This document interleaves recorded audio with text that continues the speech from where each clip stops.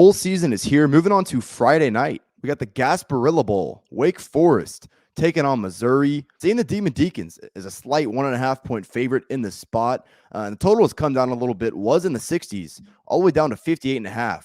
Here as we approach kickoff. Quite honestly, there's really a lot to get into with both of these teams. Wake Forest obviously had a terrible end of the season. 1-4 across their last 5 games. Their number one corner, Gavin Holmes, entered the portal. Wide receiver health is a bit of a question right now, though I do think Perry will play in this game. I haven't heard a lot about Sam Hartman and maybe his intentions to enter the portal now, but we did hear a lot about that right when the portal opened. So a lot of moving parts with Wake Forest right now. Team that definitely was trending in the wrong direction towards the end of the year. On the other side, though, it makes it difficult. I know Missouri finished the year with that big win against Arkansas.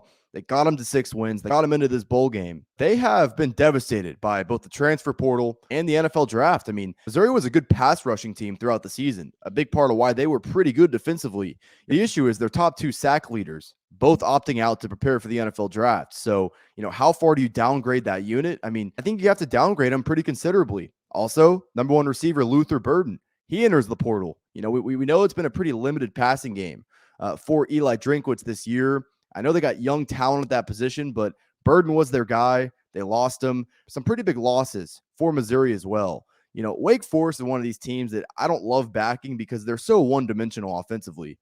Can't run the football. I've really never been able to run the football here these past few years.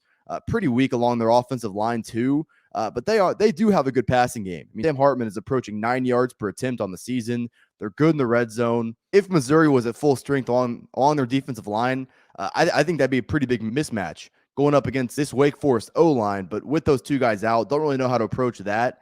In this sort of matchup, I actually do think Missouri can fare pretty well defensively because those outside corners, very good players. I mean, they've held up well all year, really do a good job of limiting those explosive plays. So this is actually a pretty good matchup for Missouri's defense, but could be better if they were at full strength up front.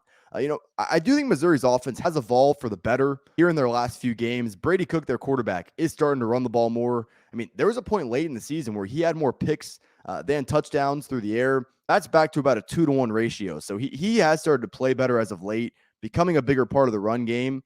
They too, though, don't really get much out of their running backs. I mentioned that young talent they have out wide, but losing your number 1 guy who accounted for that much receiver production is definitely going to hurt this passing game. Much like their offense, Wake Forest really does one thing well defensively, and that is stop the run.